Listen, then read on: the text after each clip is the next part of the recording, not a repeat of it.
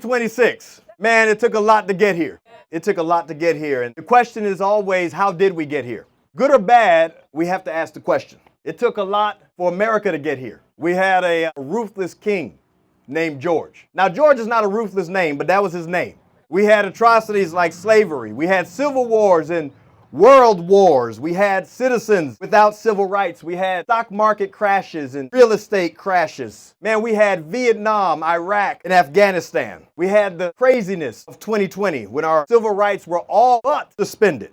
Our freedom of religion was taken away and businesses were closed by unchecked government. Don't forget, we followed the science into mandatory COVID shots and useless mask policies. Our schools were closed and forced to go online. And parents discovered the foolishness and woke indoctrination their children were enduring. But what else got us here? We took our independence from King George. We ended slavery. And we saved the world from communism and Nazis by winning not one, but 2 world wars. Man, we spectacularly gave all our citizens their civil rights. Our stock market recovered after every crash. And for every real estate crash, we had a real estate boom. After 2020, our neighbors became more aware of unchecked government power. Because from D.C., the governor's mansion, and local boards and agencies, liberal politicians and bureaucrats wrecked us all. And we will not forget.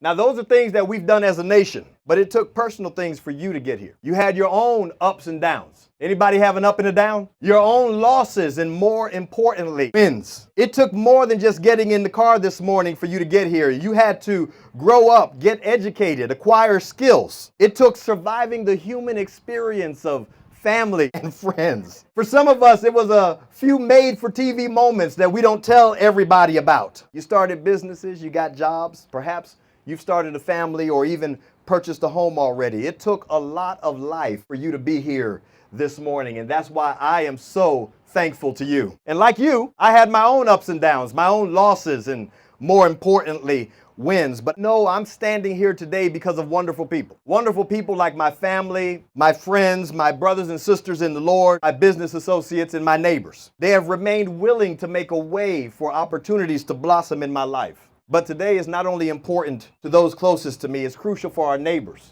the children in our community, and the great people of North Carolina who continue to allow me to be a voice of innovation, a voice of decency, hope, and common sense. America has been through a lot. You have been through a lot. But we all know that what matters most is what we do next. What do you want life to be like in 10 years? What opportunities do we desire for our children? What type of retirement do we envision for our parents and ourselves? What level of financial prosperity do you imagine for your family? What community do we hope to live in?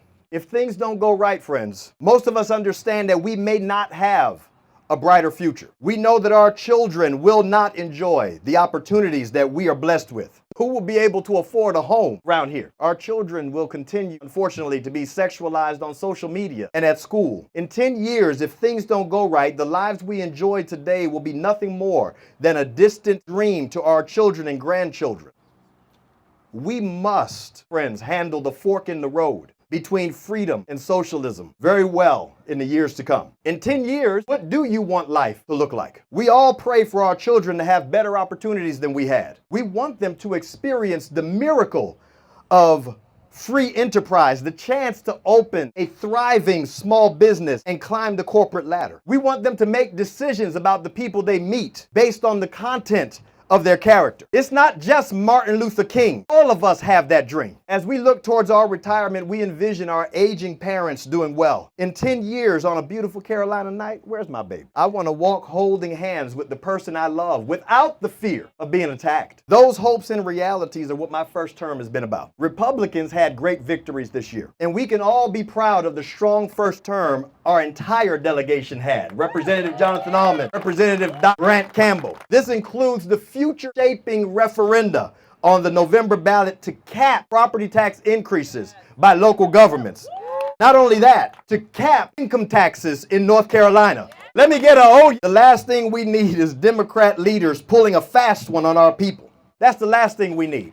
They're destroying Virginia and California, Seattle, and New York City, and the list goes on. We watch the news. Mamdani is whooping New York's tail, okay?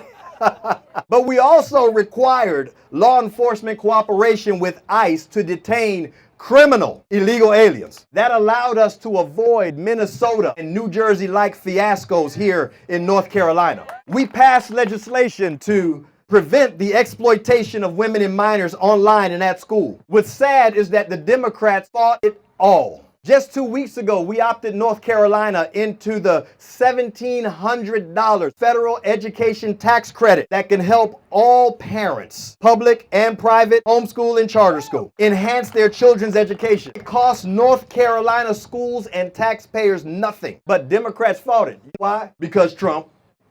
That's their reason. That's it. After the murders of Irina Zarutska and Dominique Moody, we made huge changes to our justice system and required more oversight for child services. Criminals should not be free to terrorize us. Instead of reading the room and getting on board, Democrat politicians shamefully advocated for the criminals and for softer sentences with the victims' families sitting in the gallery. We also secured a historic pay increase for educators and law enforcement and passed legislation that defined what a boy, a girl, a man, and a woman are. Now, I have to tell you, it wasn't easy. It wasn't easy. It took a lot of work and a lot of help. Shout out to House leadership. A lot of help. Shout out to senior members who undergirded all of us and helped us, made us successful. There was opposition and there was just different opinions. But I'm not going to be like some of the people on TV. I watch TV, right? You watch the news? I'm not going to be like some of the people on TV. They get excited and they call Democrat officials things like liars. They say they're all crazy as hell, communists, corrupt, and woke. They call them things like fascist, anti-family, and anti-American. Folks get animated, but I'm not going to say those things. I won't say that. That's what they say. I'm not going to say those things. I would just say that Democrat ideas are bad ideas. Bad for America. Bad for North Carolina. Democrat ideas are bad for Cabarrus County. They're bad for your family. Bad for your business. Man, just bad in general. Their ideas are Cuba bad. Venezuela bad. AOC and Mamdani bad. Their bad ideas are simply not compatible with what you want life to look like 10 years from today. North Carolina Democrats have ideas that have unlimited power to continue raising your property taxes. A cashless bail system that has already destroyed every city they lead as they catch and release violent criminals. Their ideas plan for open borders for illegal immigration, and even in 2026, race-based jobs and school admissions. Their ideas are bad. They're fighting in Raleigh. They are fighting property and income tax limits, parents' rights, and normal, some people say traditional values, but I'm going to tell you this, normal, time-tested values. They fought against reducing crazy regulations that make homes, energy, and life less affordable. I'm running for re-election because of what we all want life to be like 10 years from today. We want our children to be safe and educated. We want to walk safely down the street with our loved ones. We want our children and teachers to be secure at school. We all want to keep more of the money we earn instead of being crushed by unaffordability, fees, and taxes.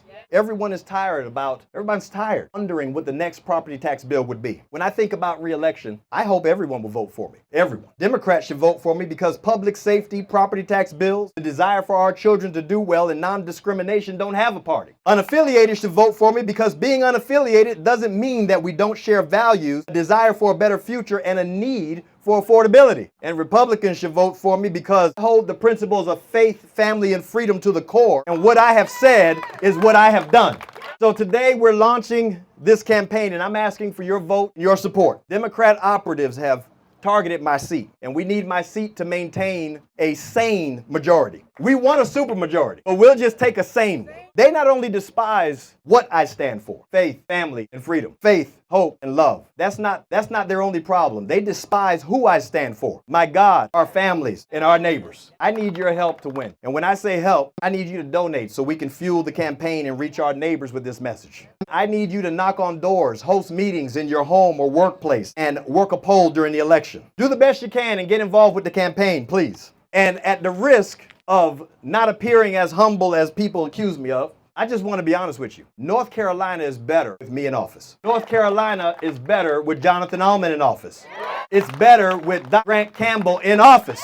We're still at a fork in the road. It's going to take a couple of elections to fix a lot of things that have gone wrong, but we can do it. So I thank you for your vote, your support. I need you to help me. I need help. So let's enjoy the rest of your day. Patronize these businesses. Get some coffee, some Bubba's, some hot tuna. God bless you. You guys are amazing. Let's win.